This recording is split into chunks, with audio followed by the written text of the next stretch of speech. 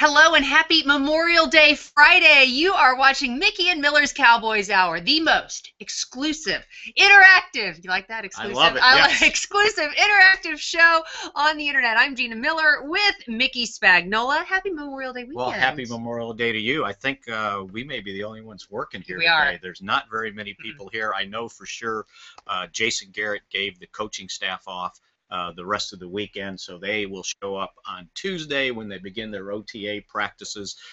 3 of those of the 10 that they are allowed to have, that'll start on Tuesday. So yeah, it's kind of quiet out here at the ranch. Although I see a bunch of the players though getting their workouts in the weight room here, and they'll go out on the field probably in about a half hour or so and do their running, get their conditioning work in. But they're working pretty hard in the weight room. I ran into Gavin Escobar in the hallway. I did too. Yeah. Now, okay, did you think he looked like bigger, like thicker maybe? He's a lean guy. He's a lean, tall guy, but he's got some heft to him. He's got some shoulders substance. now. Yeah. It's like he grew some shoulders in the off season. Because, you know, and that was his deal last year, right? He wasn't really strong enough. And I was looking at, and even his calves, like he had his shorts on, and you were checking him out? I was probably about eye level to his calves. He's so high, right? And I was like, you know what? He's got some muscle definition now. So, and that was one of the things he needed. But it's funny you ran into him because I saw him too. Yeah, it is a pretty quiet day here at Valley Ranch, but we are going to keep talking right up until noon, up until lunch hour, and then we're going off to do some work. He's going to a lunch. I've got a little bit more work to do, but we're hoping to kick off the Memorial Day weekend the right way. Talking Cowboys. We have a lot coming up in this show. Just a little housekeeping note. You'll see me. I'll be looking at my computer, looking all around. That's simply because we're monitoring all the social media feeds, and I'm kind of serving as the camera operator here as well, putting up some graphics for you. Multitask better than anybody I know. Just saying. I wouldn't go that far. Don't tell my husband that. But just moving things around so that we can help present to you a show that gives you the most information you want to know. Now, over the course of the next 60 minutes, Mickey is going to share an interesting conversation he had with Cowboys quarterback Tony Romo that precipitated a radio interview Tony did this week. The story behind the story is even better than the interview, absolutely. if you ask me. And yeah, it was good. You know, he called me in the hallway and said, "Hey, I'm going to do this radio interview, just a little heads up." And so we ended up talking for about 15 minutes while he was in the middle of his workout. I love it. And at one point he was going, "Hey, I got to get back in there." And I go, "Wait a minute, one more question." So we'll get into that. We'll also have Mickey's impressions, because this guy truly does have the best job in the world. We'll get into Mickey's impressions of the Dallas Cowboys Cheerleader Auditions. Mickey, if you didn't know it, is a judge. Absolutely. And he takes his responsibility seriously. He's the envy of all of his buddies and some of his female friends too. And he'll share some impressions of the judging. We also have the Cowboys OTA schedule, what you can expect in terms of Cowboys coverage and access starting just next week. Cowboys ramp up OTAs next week and go through mid-June. That culminates in a mandatory minicamp. Who will be there is something that will be discussed at length. And then Mickey and I will also share our impressions of rookie minicamp, which concluded last weekend. Time is flying by, Mickey. Training camp's going to be here before we know it. It's like the off season's in full swing now, and then you're sitting there going, you just took us to, I think, June 20th, and then there's a gap from June 20th, and the plane wheels up on July 22nd for Oxnard, California. So here we go. I'm going to show you that schedule real quick, because this stuff gets rocking and rolling right around the corner here. This is the Cowboys OTA schedule that I'm going to share with you very quickly, and it starts next Tuesday. The Cowboys will take Memorial Day off like the rest of the world, but then OTAs start on Tuesday. The team will be here working out. There you go. Here's the Cowboys OTA schedule. Computer's a little slow to go there, Mickey. There we go. There. Cowboys OTA schedule here. You can see Tuesday, May 27th is that first workout. Wednesday, May 28th, there's another workout. And then Thursday, May 29th is that first week of OTAs. What are we going to see during that first week, Mickey? Well, and we get to watch the first one. So it'll be Tuesday, May 22nd, 7th. The media gets to view one a week, the first 2 weeks, and then that third week, we get to do 2, but the second one is when Jason Garrett has his Cowboys. I think they call it Cowboys Cowboys University. They bring in the high school kids, and they kind of give them some drills some technique, and then they divide them up into teams, and they actually play a little 7-on-7 football. It's pretty competitive. And the funny thing is, not only are these high school kids competitive in it, the Cowboy players are the coaches. And they get real. It's amazing. I mean, it's real. Romo's out there, and he's got a game plan in his hand, right? And it's pretty funny. So anyway, basically it's a non-contact. Let's start right there. Non-contact workouts. The OTAs. They're in helmets, jerseys, shorts. So they kind of go through the same routine they would in a practice at training camp. So they kind of indoctrinate the young guys. They get some installation of offense, some installation of defense, and we used to get to watch them all. Yeah. But like the media wants to do, is they start tweeting and blogging everything that happens in these instructional workouts, that this guy screwed up and that guy screwed up. Well, it's the second practice. Of course somebody screwed up. And so they decided that instead of the microscopic view of all this stuff, it's like, okay, you get to watch once a week now, instead of these poor guys getting beat up 3 times a week. It's like disciplining your child. Right, yeah. And it's like, you know, this guy dropped a pass, and okay, well, they're out there in shorts and T-shirts, you know, easy. It's a learning process. So anyway, once a week we get to watch, and then we get to watch the whole mini camp when everything culminates there the 3rd week in July. So a lot of installation.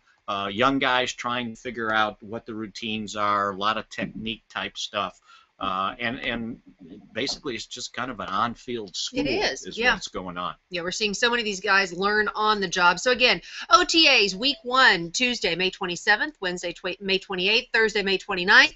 That second week of OTAs, another 3 days, June 2nd, 3rd, and 4th, Monday through Wednesday. That 3rd week of OTAs, there'll be 4 practices, Monday, June 9th, Tuesday, June 10th, Wednesday, June 11th, and that 10th practice, as Mickey alluded to, Thursday, June 12th, more of a coaching session where the Cowboys bring in some kids from some local school districts, and they really get a chance to spend some time with those guys. Then the mandatory minicamp, June 17th, 18th, and 19th, Tuesday, Wednesday, Thursday.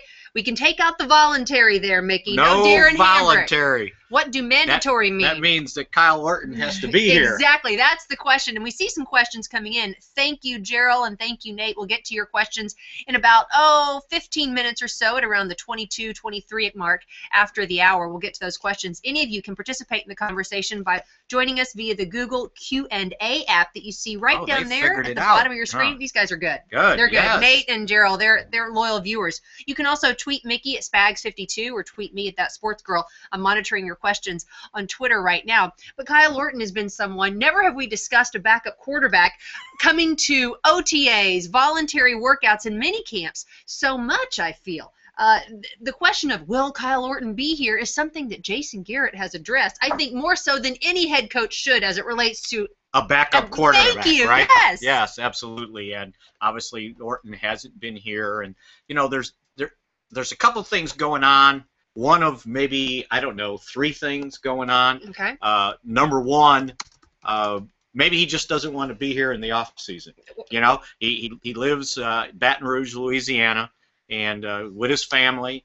And my understanding is he's really not big on working out to start with. Okay, he's not a big workout guy. Okay. I love this headline here. Kyle Orton, Dallas Cowboys in standoff over future. I'll show you this headline real quick. That's funny. So he's not big on working out. Not big on working out. So maybe that's number one. To me, number 2, he's trying to leverage the Cowboys. Sure. He understands he's in the final year of a contract, and the guy he's backing up is coming off of back surgery, and so he might be sitting there going, okay, how much leverage does a backup quarterback have?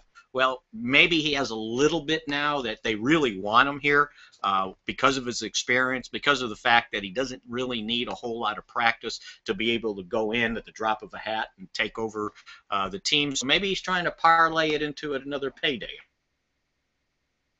And he has not said that. His agent hasn't said that. And he's not going to say that. But when I see things after covering the NFL this long, something like this, that's one of the things that pops in your mind. And then the third basic option is maybe he's just tired of playing football and wants to retire. But to me, if you're going to give up making, I think it's $3.25 million, that's his base salary. That's good money. That's pretty good money for 31 years old, because he's not going to have another job that's going to pay that much over a 8-month period, 9-month period.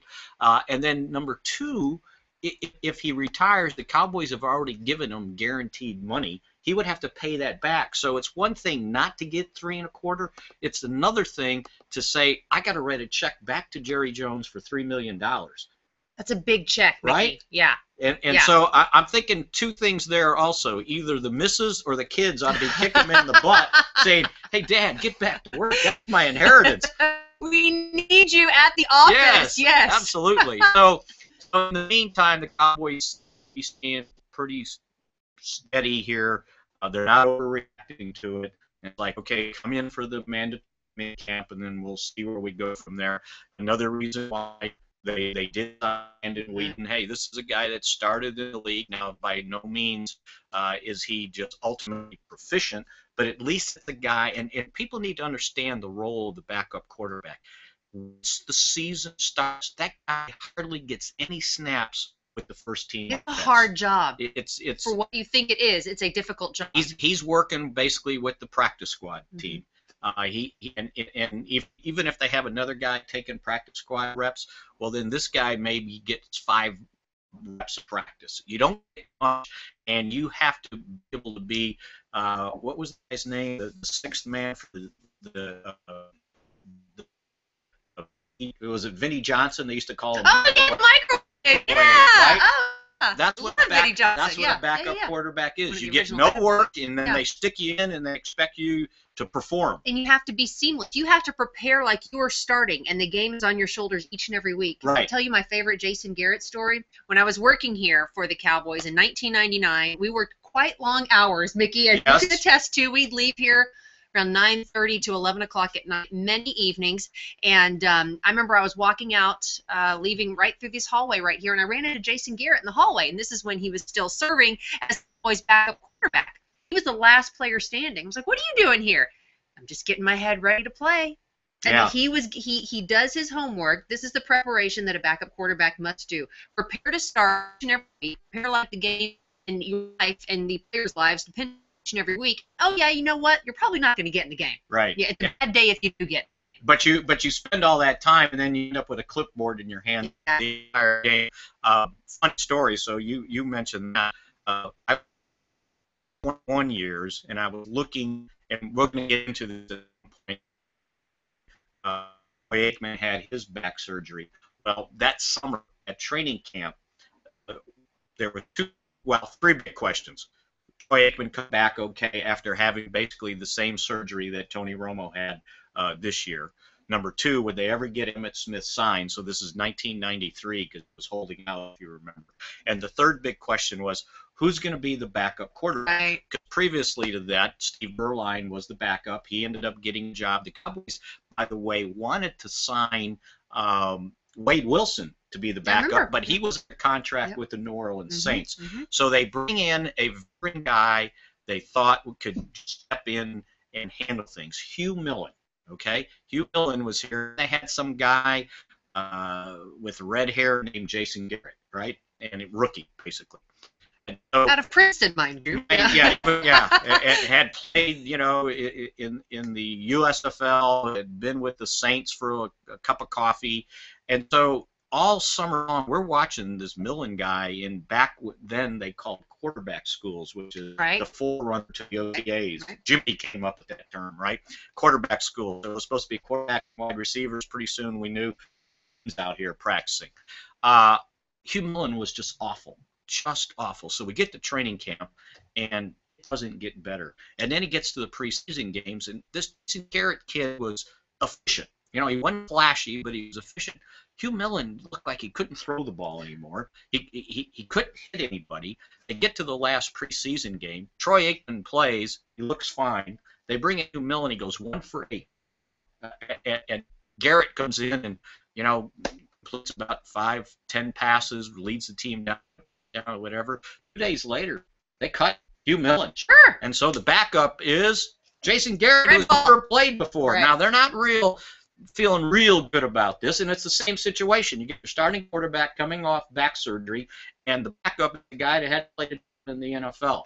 Well, as things turned out, they went through, and then Troy, as you could predict, gets hurt, Right. and it's like, oh boy, okay, Jason Garrett's going to start, but oh, let's make this trade for Bernie Kosar because Cleveland doesn't want him anymore, and they bring in Kosar. He ends up finishing that game, starting another game, wins it, and turns it over to Troy until the fourth quarter, was it, of the NFC title game when Troy suffered the concussion and Kosar had to come in and register the save. And by all, if we were running on rules now, Bernie Kosar would have started the Super Bowl because there was no week in between the game. They went from here on Sunday, having beaten San Francisco, to Atlanta on Monday. And I tell you what, when Troy did his interview Monday in Atlanta, he still wasn't with us. You could tell. Yes, immediately. Absolutely. Yeah. But he ended up playing. But by today's protocols, he would have had to sit the Super Bowl, which is amazing. Wow. So when you say, why are we going out all this on backup quarterback, it's never important until your starter goes down. Important job in the world. Well, since we're talking about the starter, let's talk about one. Tony Romo, the Cowboys quarterback, made some news this week because he called in to 105.3 The Fan, the one of the radio stations here in Dallas-Fort Worth, one of the sports talk radio stations, which also happens to be the official flagship station of the Dallas Cowboys, carries the Dallas Cowboys football games and preseason games during the season. And you got a chance to talk to him before he called in. He kind of gave me a heads up, say, hey, I'm going to do this. Why don't you, if you need to listen or whatever. And so, and he was in the middle of his workout. Like I said, we kind of passed the window over there, and he saw me, and he called me over. And look, if you need to know where Tony Romo is in his rehab, he's got beads of sweat coming down. He's in there lifting. Okay, well, you don't lift with a bad back. Right. Okay, so let's do that. Number two, he told me, when I said, so OTAs, you ready to go? He says, I'll be out there. He said, I'll be on a pitch count, meaning, only so many snaps, only so many throws. And he said he doesn't know what the number is. He said, but his back knows what number it is. So it'll tell him, okay, that's enough for today. And let's, it's only May, what will it be, 26th? And we're not playing a game till September, what is the opener, 5th, 6th, something in there. So he understands. And I said, so have you learned that, if you put a harness on yourself or you listen to the harness they put on him? He goes, I did. He goes, a couple weeks ago. And I know Romo, and I know he was going to do this. It's like he was pushing it. And he finally got cleared to go out there and throw, and he got all fired up, and he's a gym rat, and he stayed out there too long, and he got sore. And he didn't get sore where the surgery was, meaning at the disc that they repaired. And what they do for herniated discs is basically go in there and they shave off the portion that busts the disc, that comes out of the disc, that causes the discomfort on your spinal column. And that was sore. What was sore was his back, because understand, when they go in to do this surgery, they got to go through the muscle in your back, and then it leaves scar tissue, and that's what gets sore when you overwork it. You got to let Mother Nature run its course, and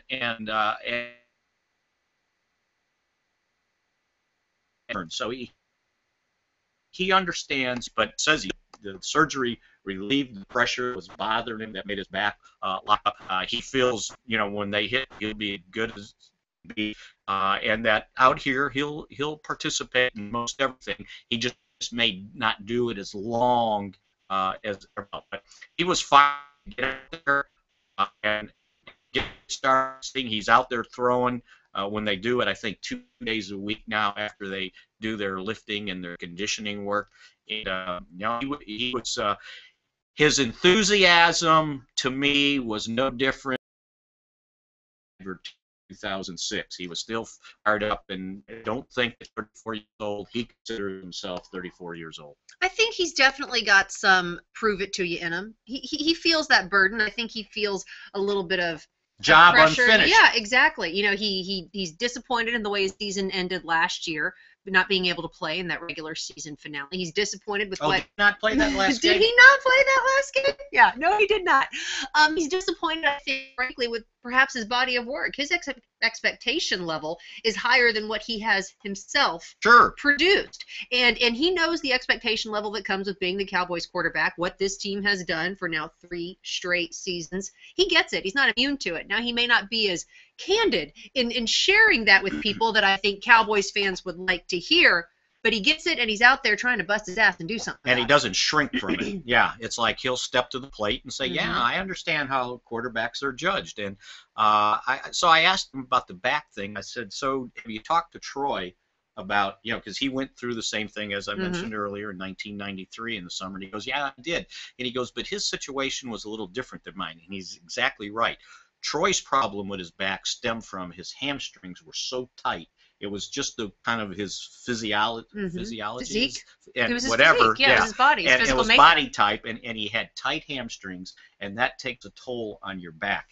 And you really have to stretch out and do all that stuff. Well, Troy had his at 26 years old, and he probably understand that.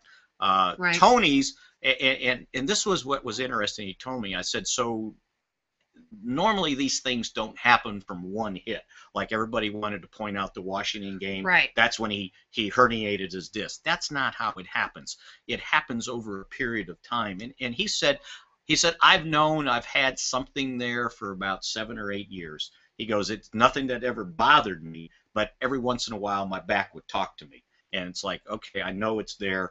And it wasn't a degenerative thing like it's been going on since 12 years old. It's just something that started, and it's there. And I thought it was interesting. I went back and looked at when Troy had his surgery in '93, the guy that did the surgery, the Dr. Robert Watkins. Now, where do we know that name from? He's the guy that did the back surgery, the same thing, the microdiscectomy on Tiger Woods. And Dr. Watkins was talking about how, given a reason why Troy had this, because they were trying to pin Troy's herniated disc on him squatting 300 pounds. Well, squatting 300 pounds for an NFL athlete, even a quarterback, is nothing. It's like us picking up 50, 100 pounds, something like that. I can remember when I was lifting, I could squat 200 pounds. Right. So 300 to them is no big deal from a squat. And he said what happens is you have something there, and over time it sort of degenerates on its own. And he goes, and then there could be one thing that causes it to go over the edge, but it's not like it blows up your disc. And so basically the same thing here. Tony had this thing going, and then he told me something interesting. He said earlier in the season, he said he thinks he got blindsided on a pass he was throwing. He even remembered who he was throwing to. It was to Cole Beasley. And he had thought he was getting protection from his left side, and somebody missed an assignment over there, and he got blindsided. So, number one, you get blindsided in the back. Right. Number two, you're not expecting it because you think your blocking protection's got that guy picked up. And then number three, he had his body contorted in a weird angle to get the ball out to Beasley. And he said he got hit. And he goes, and that's when he said, okay, I've got something going on. So, and it was early in the season, so he put up with this for quite a while. And he kept it quiet. Really didn't say anything. Didn't really miss much practice. And then the Washington game, we saw what happened. So, so he understood, and he understands that he's got a rehab, and that was one of the things Dr. Watkins was explaining back then, and I saw him do a study that if you're going to have these back surgeries, you have to agree to do the rehab program, that you've got this schedule of what you need to do. And as long as guys do that, he feels like, yours can be as good as new. Now, understand, when Troy had his surgery, it was the third week in June. And what date did I tell you? By August 21st, Troy Aikman. Now think about this. He had the surgery June 19th. By August 21st, Troy Aikman was playing a preseason game against Houston. Right. And he ended up 12 of 17. Completing 12 of 17 for 141 yards and a touchdown. And how about this? So I'm reading the stories back then, and it's like Jimmy was real, they don't know who the backup is. He's got his quarterback coming off this back surgery, and it's like, okay, Troy, Now just control yourself. I don't need you running out of the pocket because if you remember, I don't remember what year it was. Remember when he dove for the touchdown? That was in Austin, wasn't it? Yes, Was it in Austin? A blue-white scrimmage. It was a blue-white scrimmage. Touchdown against the Oilers. Yeah. Right? And it's like, that's my franchise quarterback. You don't dive in practice, right? So they told him, okay, control yourself, right? Well, about the second or third series, he's out. He went running and diving for a first down. Right. And the whole place, they were in San Antonio. The whole place, they almost was like, oh, is he going to get up? Is he going to, you know? And he was fine. But again, that was 9 weeks. Now, Romo, we're talking how long now? Since December. So it's four and a half months right now. Yeah. So we're talking 18 weeks, something like that. And Troy returned back to practice, as you went through the article, July 27th, after that June 19th surgery. So he was just pretty quick in terms of rebounding. And he didn't, you know, the Cowboys held him out the first preseason game. The second preseason game was the trip to London. So there was no way they were going to put him on a plane to fly all the way there. He wanted to play the third preseason game against the Raiders, and Jimmy said no, and Troy was pissed, basically. He wanted to get out there and play because he was practicing. So they finally relented, let him play the fourth and fifth preseason game, and he was fine, and we know the rest of the story. In '93, ended up winning another Super Bowl. So he did his rehab in a very short time. Normally, when guys have this surgery, Dr. Watkins, and I read the study, he said for professional athletes, 8 to 12 weeks is a normal if you're in season. If you're not in season, there's no reason to rush it. And not everybody's the same. And he found a percentage, and it was like 85% of the guys that have had that surgery, if they follow the rehab, what you're supposed to do, the post-op rehab, that about 85% of the guys come back, and they can come back within the season, and for sure a higher percentage within a year. So again, what's the word I'm looking for? Success of coming back from the surgery is pretty high. But I will say, and I can understand a little concern, you're talking about back. Right. And the history of a back with the ambiguous cyst injury last year, or cyst removal last year. There's been an air of ambiguity surrounding Tony Romo's health, for lack of a better way of putting it. You want to keep close to the vest, but when you're a franchise quarterback, there is some disclosure there that's also involved. So that's where the concern is. And anytime you're dealing with the nerves that come in the back, or any sort of back issue, and his entire career is based on being able to turn from core. Exactly. There is a level of concern and that's what has to be strengthened is your core. Which is what he's working out right now. Why he's working out, and what you have to basically make sure you're taking care of. So anyway, long story short, we get to see him throw on Tuesday. We're all looking forward to it. Okay, time to answer your questions. We always appreciate those of you who join Miller Cowboys. Miller Cowboys, our first question from Nate Trumbull. Mickey, do you love this one? Nate, you want to keep your money where it is. I like this. Do you think J.C. Copeland is going to keep Moose Johnston's old number 48 or take his LSU number 44 after final cuts? I bought a Travis Frederick jersey, number 70 last year, and of course he changed it to 72. That Frederick jersey is now a Zach Martin number 70, who hasn't even played a down of football, but has already changed his number from 71 to 70. Confused yet? I say wait until the final cuts have been made before you buy any more jerseys. So is he talking the number of the jersey or the size of the jersey? That's a good question. Because that's a good point. Before you put J.C. Copeland on this team, talking to the head coach, 70. He's been eating down there. He's LSU far too long, because if I lived down there, I'd be 300 No pounds. Question. I wouldn't be alive had I got knowledge. What do you think? Blood pressure, cholesterol? Alcohol, liver damage?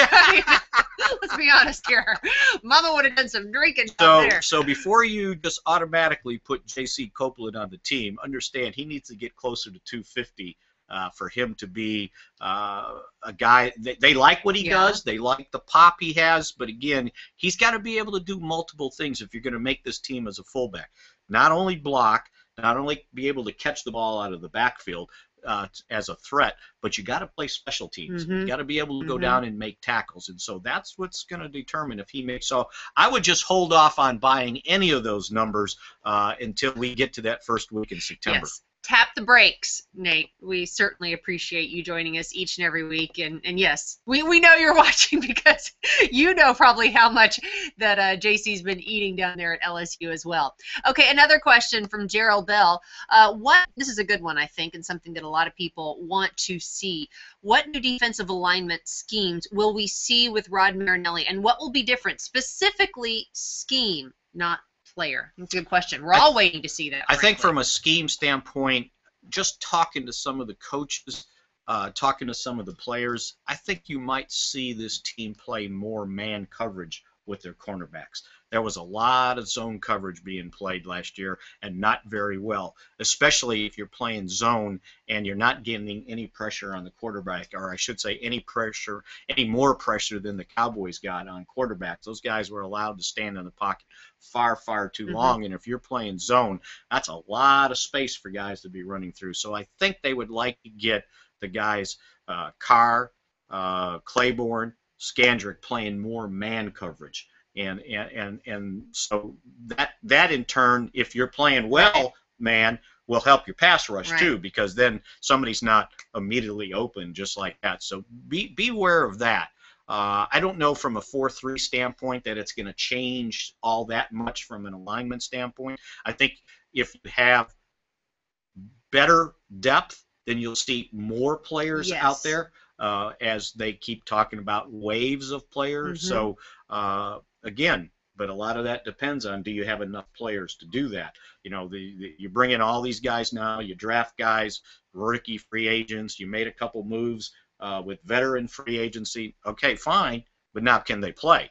Because you're not going to put a guy out there just to say, okay, we got depth. He's got to be able to play and hold his own while the starter takes a break. So I think that's one of the things they would like to do. They'll find out if they're able to do it. To your point about waves of players, I've heard the term a rotation of players, yet it is still the same. I've talked to a number of these Cowboys defensive linemen over the course of the offseason. The younger guys, frankly, Kyle Wilbur, Caesar Rayford, Tyrone Crawford. I know so many people are curious about what Tyrone Crawford will do this year as he is healthy, returning from that Achilles tendon injury. But that's been the consistent answer I've heard from all these guys when I ask, how do you anticipate being used in Rod Marinelli's scheme? And they all say, we're going to be run in and out of there. We're going to be sort of rotated in. We're going to take advantage of, and Rod Marinelli is going to take advantage of the depth that the Cowboys hope to have as it relates to their defensive linemen. And I don't remember if we talked about this last week or not. We may have, but just to give you an example, in Marinelli's mind right now, he doesn't want to overload Marcus Lawrence. Right. He wants him to be a pass rusher. So there's a good chance on that first play of the season,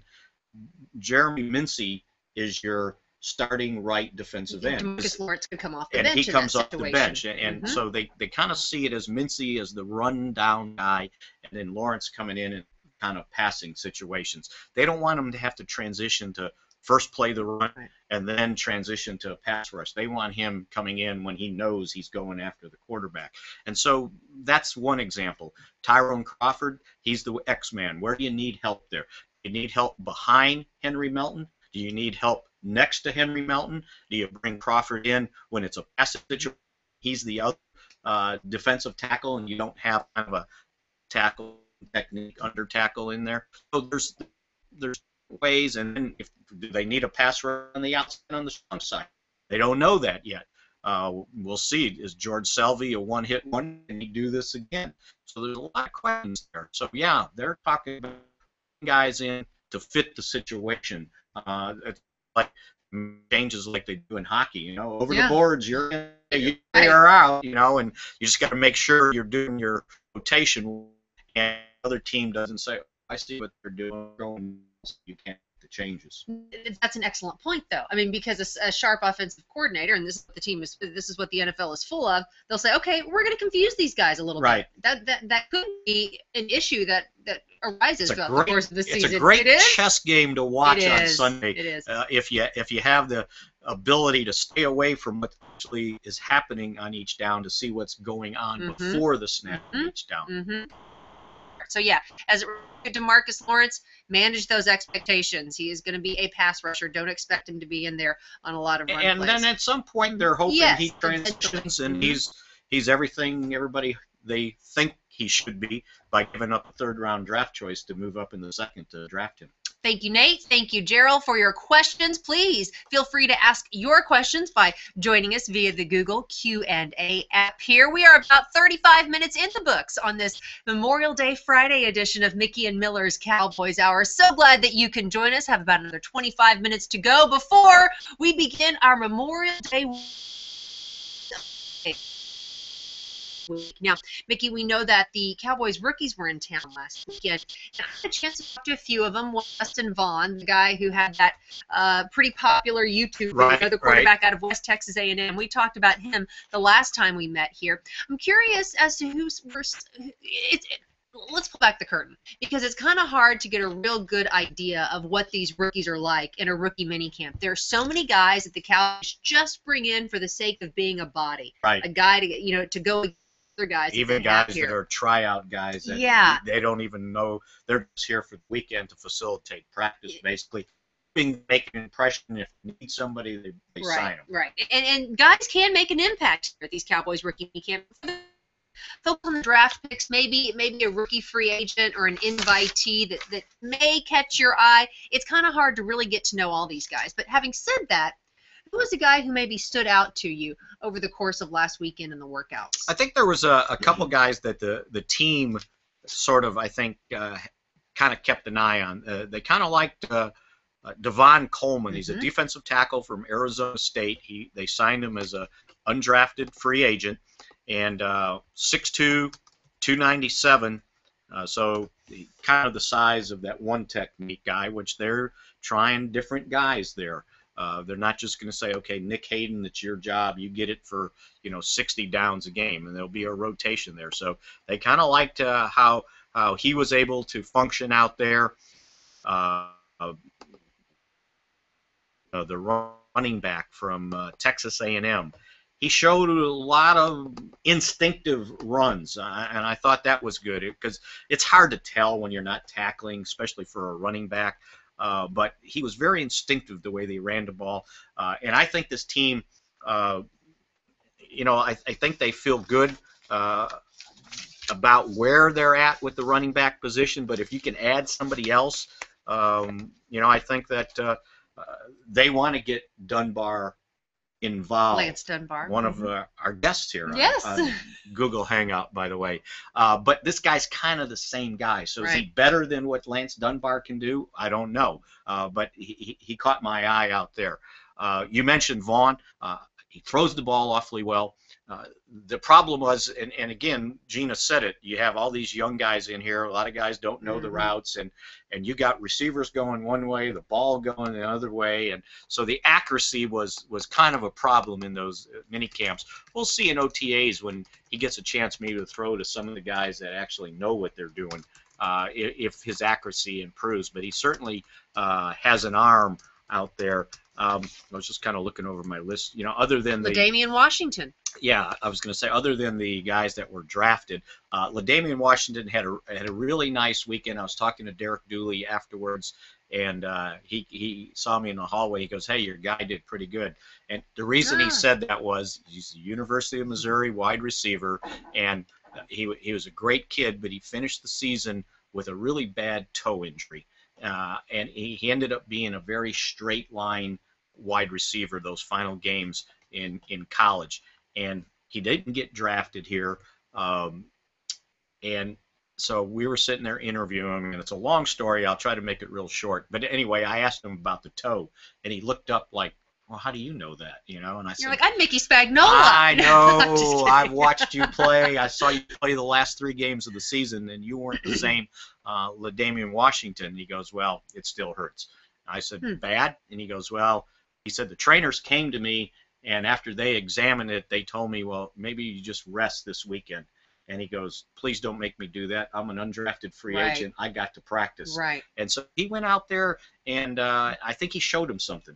And so, again, does he make the team? I think for a guy like that, if you just make the practice squad, it would be a victory, and especially from where he came from. And just real quick on this kid, it's a wonderful story. And just listening to Derek Dooley, who was kind of involved in it, it's really funny how life comes back around at you. He was 5 years old growing up in Shreveport, Louisiana, his dad gets murdered. Mm-hmm. Mom doesn't remarried, single parent, raising 4 boys. He was the third of 4 boys, and she was at his high school basketball tournament watching him play. She has a blood clot, stroke, and passes away at 15. She worked in a hospital. Yeah. She worked in a hospital. And so not only are they now 4 boys parentless, they're basically homeless, and they got nowhere to go. Nowhere. And so the older brother at that time was 19 years old, and they basically looked at him and said, okay, you're in charge. They went out, rented an apartment, and basically did it on their own. No parents, basically no relations, relatives to help him out. And he gets to his senior year pretty good in college, and it's like, well, what do I do? Well, here comes this head coach from Louisiana Tech named Derek Dooley, and he's gonna come in and have a home visit. Well, he didn't really have a home to go to. They're in an apartment. So a friend of the boys let him use a room in their house. And as Dooley said, you usually go to these home visits, and you're there, you meet the mom, the dad, the head coach, and he goes, I go visit him, and it's just me and him. And he goes, and we're in a house, in a room that he doesn't live in. And he said, I ended up talking to him for 8 hours. He goes, it was the longest home visit I ever had in my coaching life. He said, I was just so enthralled with the story and how this kid persevered and how he overcame and what he said, I had no idea, what he had been through. And he goes, I got done with the visit, and it was like, you got a scholarship, Louisiana Tech, we want you. He said, I went home, and I got my wife, and he said, I got my 2 kids, and I told them the story. He goes, it was one of those life lessons that you can teach your kids by example. And he goes, I came out of there. He goes, and he said, I almost had tears in my eyes just listening to what this kid had been through. So anyway, bottom line, Missouri comes in late, offers him a scholarship. The family, the brothers huddle up, and it's like, well, you could be 30 miles away at Louisiana Tech in Ruston. We get to watch you play. You're close to home. Or you can go to Missouri and play for a team that's in the Big 12. You'll get more notoriety, more exposure, and maybe a better chance at getting into the NFL and having enough money to help us all out. So he goes to Missouri. The last 3 years there, he's a stud until he gets hurt. Then he doesn't get drafted. And he went back to Shreveport, was with his brother, sitting there watching the draft. And if you listen to him, it was like the life was draining right out of his face after round by round by round goes. He doesn't get drafted. He didn't get drafted. He talked about how it was the worst day of his life. And he had some pretty bad days in his life, right? And he said when they called and Coach Dooley called, he said, I had other calls. He said, I kind of felt like I owed him something because he was the first one that kind of believed in me, was going to give me a chance. And so I said, okay, yeah, I'm coming. And I said, so did you kind of celebrate? And he goes, no. He goes, it was the worst birthday I ever had. That Saturday of the draft was his birthday. You're kidding. And I said, well, what did you do? Oh, my gosh. He goes, well, he said, I didn't feel like I accomplished anything because I didn't get drafted. I felt like I let my brothers down. He goes, I just got in my car and drove to Dallas. And it was like, and you're sitting there listening to this story, and it's like, oh my gosh, what else? And and then he kind of pointed out that he goes, maybe this is what I was supposed to do because I've always had to overcome adversity and stuff like that. And so then you go back and talk to Dooley after he got here, and Dooley goes, he said that he owed me something. He goes, I think I owe him something because he taught me something, and he taught my kids something by just who he is.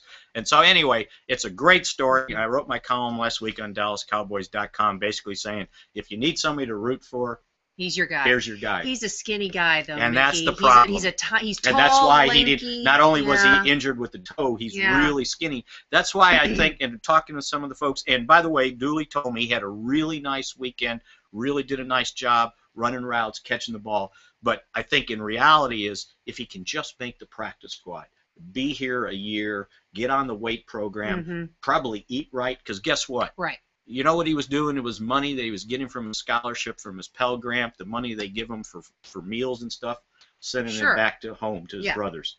and so he's probably not eating right. Right. He's just getting by, and he is skinny. He's got skinny legs, he's too thin, but he can run a 4.3 840. He showed him some things on special teams that he's willing to go down and mix it up. So anyway, it was a great story. It was good to hear that he had a good week, but again, will he be healthy enough to run? Because the only thing that's going to fix that toe is rest. And unfortunately, what did we just talk about? 4 straight weeks of workouts. Exactly. There's no rest. They're going to be here working out. But they'll be here working out, but as so many Cowboys players can tell you, you can wholeheartedly make your money and make an impact on special teams. Okay, from who made an impression at Cowboys rookie minicamp to who made an impression, I'm just going to go ahead with the screen share, who made an impression at Dallas Cowboys cheerleader tryouts. Here you go, friends. This will be the best screen share we have all there year. You go. Right? Mickey Spagnola is a judge for Dallas Cowboys cheerleader auditions, and after working the NFL draft, he did what every good, solid reporter would do, a man who lives up to his word. He went and he judged Dallas Cowboy cheerleader auditions on Sunday after the NFL draft. It was the semifinals on Sunday, and then the next week Let me interrupt for the finals. That was the calendar shoot. Okay. Then I used to go and script an hour TV show, following them around on their shoots, finding their stories and everything. They were in Cancun this year, and I wasn't on the trip. Oh, okay. But these are the girls that were, even the girls that are coming back, the veterans, they have to re-audition. Yeah. They don't just get a pass onto the team. And so they went through the auditions this past Saturday. Gina, I got there at 8:30, and I didn't leave until it was about 7:30 at night. Really? That's how long it was. These days are marathon days, and you see it on that country music television show, Making CMT. The Squad. Yeah. What is it called? Making the Dallas Cowboy cheerleaders. The making of the Dallas Cowboys. Right. Yeah. And they've got 85 girls in the finals, so each gets to do a minute and a half solo, and then they go on the floor of the stadium. They put them on the big screen, so if you got any physical flaws, they are times 10. Right. You need to look good in HD. Right. I can tell you all about that. And they do like a Dallas Cowboy cheerleader routine. They do the kick line and splits, and then you sit there and judge. And then we go through each one of them with a hand vote of 15 judges to decide yes, no, or a maybe, and they have a scoring system. And they ended up with 43 young ladies that will go to training camp. I believe 28 of them, 27 of them were veterans that had retried out, and the rest were new girls. And the thing you need to understand about this is if you're like one of the newbies, they start training camp, you don't know if you're going to make it or not, right? So you have to move your life here. If you're from, say you're from Cleveland, Ohio, just picking someplace out, you pick up lock, stock, and barrel, and next week on Monday or Tuesday after Memorial Day, they start training camp, and you got to be here every day to practice, not knowing if you're going to make the team, and they really don't tell them until beginning to middle of August. So you're here 2 or 3 months. You have to quit your job. Right. And be fully invested into life as a Dallas Cowboy cheerleader. And the auditions are grueling. The workouts are grueling. Training camp is challenging. And as we know, the pay is so great. The pay is terrible. The pay is nothing. There are lawsuits about the pay now. None with the Dallas Cowboys organization. But perks are pretty good, though. You get to go on the beach. You get to hang out with me. Right, absolutely, because they knew who I was. So what are those auditions like? And it's nerve-wracking for they especially the and some of them are in tune what's going on because they can go through training. What do I call it?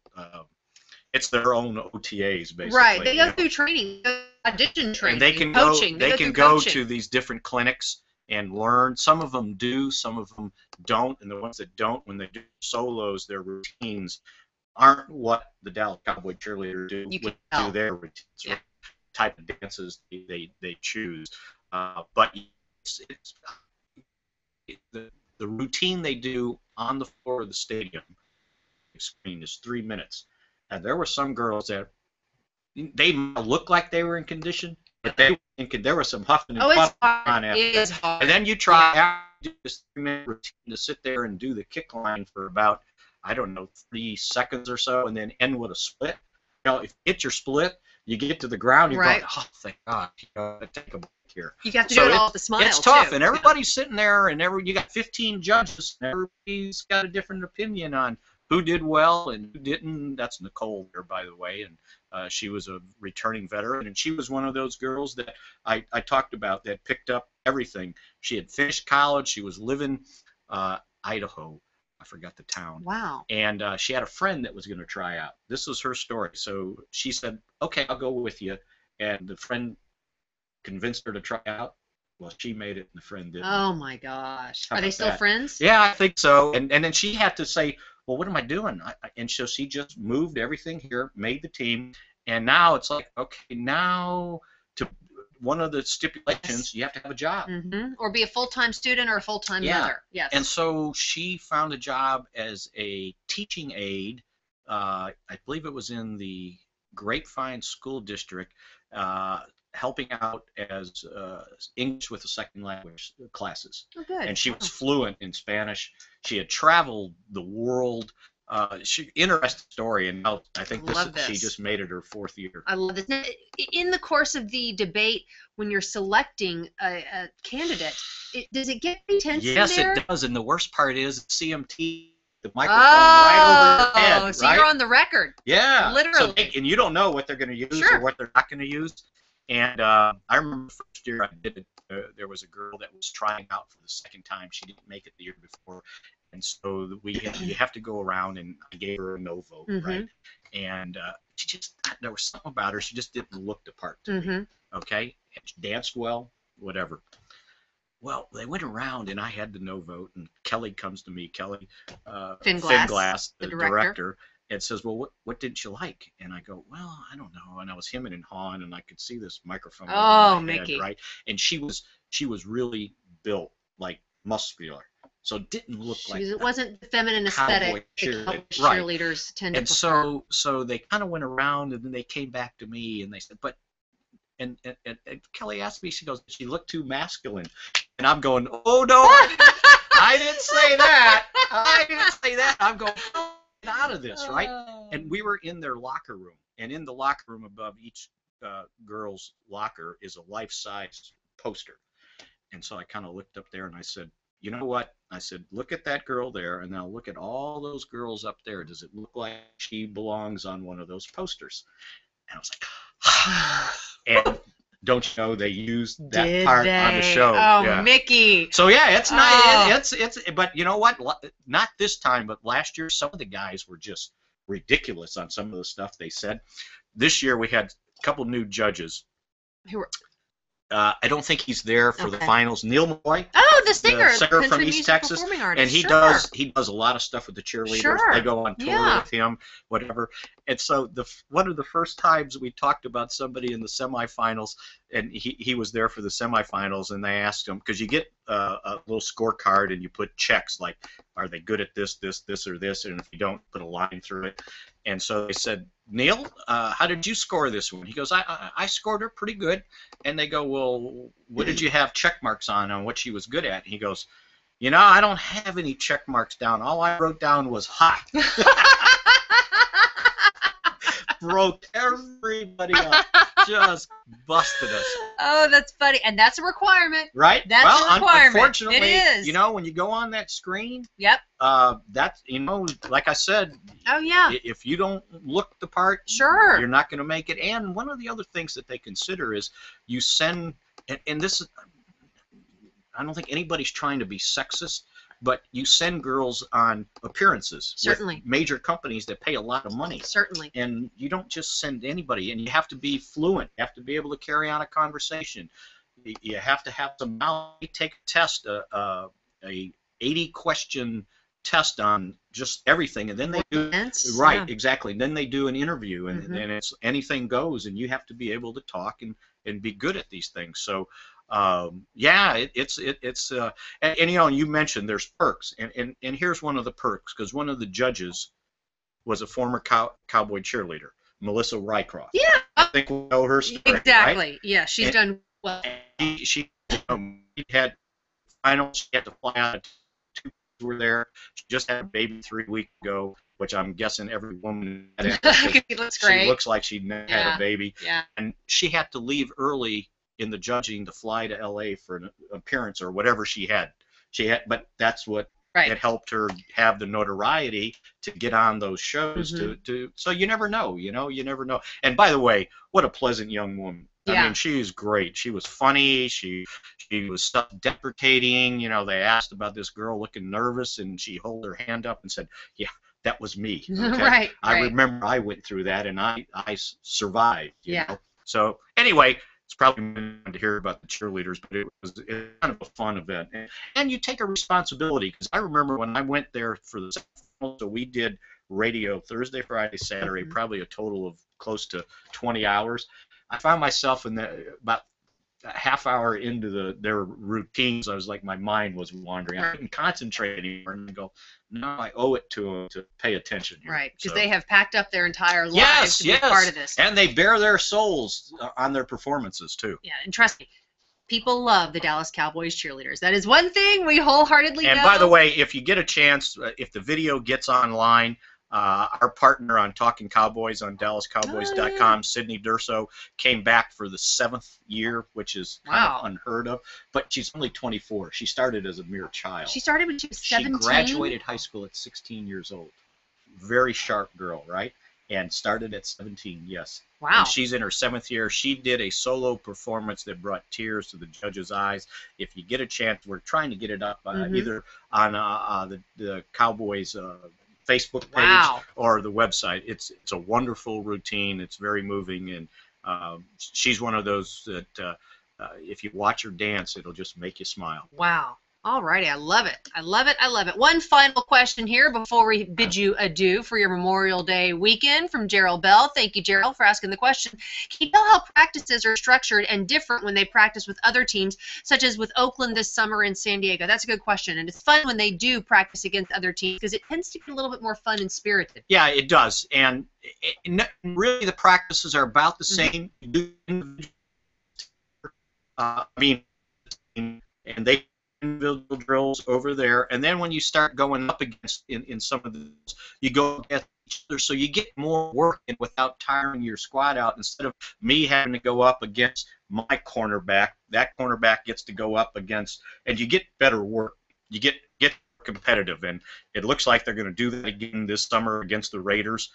They're going to come to Oxnard. I'm just hoping it's reciprocated, so next year we have to go to Napa. That wouldn't be bad. They practiced in a beautiful facility in Napa. The absolutely. Raiders do. And I think there's a wine country somewhere close there. I'll be there in July for Sarah Melton's wedding. The director of really? PR for the Dallas Mavericks is getting married, and we're going for a wedding. Going to Napa. And I found out last year, and I'm going to forget the name of it, but there's a wine country about an hour north of Oxnard. Los Olivos, San Los Valley. Olivos, thank you. I've been there. Like last year on the day off, it was about 2 in the afternoon, and I said, you know what? I've got a use of a car. I'm out of here. Yeah. And I just went by myself, and it was just wonderful. I didn't get there soon enough to spend a lot of time, but it was a gorgeous drive. You go through Santa Barbara, and you go north through the mountains, and the ocean is right there. And the Los Olivos was beautiful people, which is where they filmed the movie Sideways. Yeah, I'm actually a member of one of the wine clubs featured in Sideways. Remember the one winery where the guy who's the character played by Paul Giamatti, he is with the character played by Thomas Hayden Church. You remember more than I do. I love the movie because we did that whole Sideways tour. I am a member of the winery of Foxen Winery. It's one of the wineries featured in Sideways. I had to get on the waiting list because it became so popular after the movie. There was like a 6-month waiting list just to join their wine club, to get their wine delivery shipped to me every 3 to 4 months. Right. And it's not cheap either. No, like not at all. Yes. But the thing is about that wine country, which I absolutely love, you got to kind of drive with one eye open because it's a ways from Santa Barbara or from where you're staying, unless you're staying in Solvang or Los Olivos or one of those areas. And I was planning on spending the night, and I was going to go eat at the restaurant Hitching post. Hitching post, right? Yeah.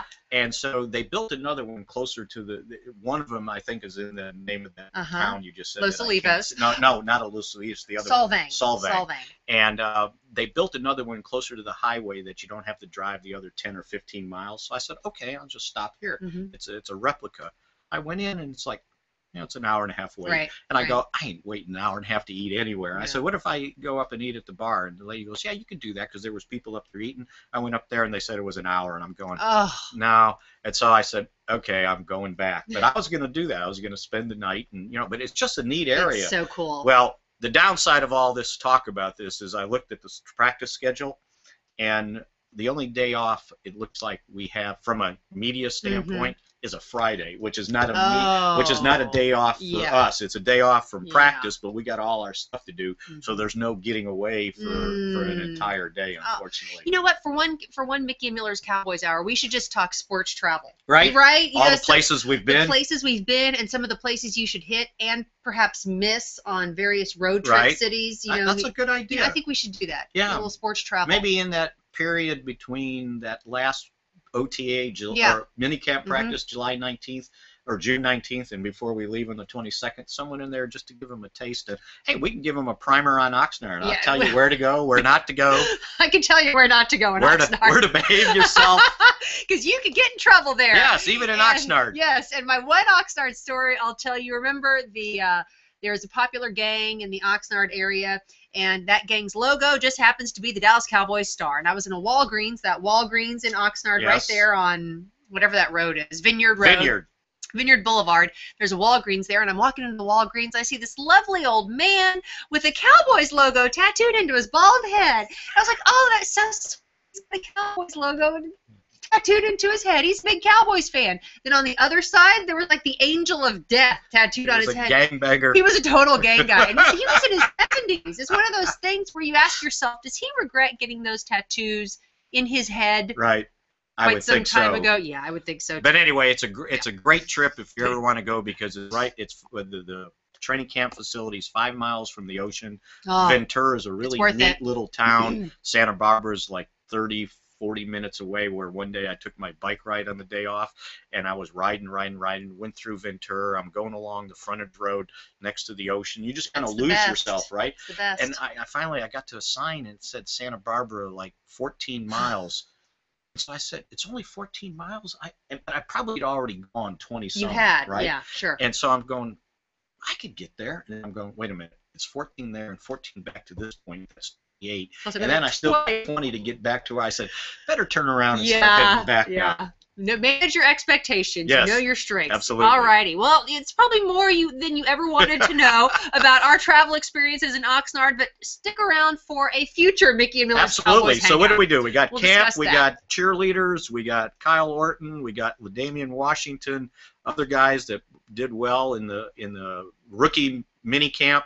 Tony Romo. Got you ready for OTAs on Tuesday with Tony Romo's update. Full service. Thank you so much for joining us for Mickey and Miller's Cowboys Hour. If you're joining us live, we hope you have an absolutely outstanding Memorial Day weekend if you're watching this a little bit in the future. Thanks for the time. You can always get in touch with Mickey online. At Spags52, and don't forget why we're celebrating Memorial Day. Yes. Okay?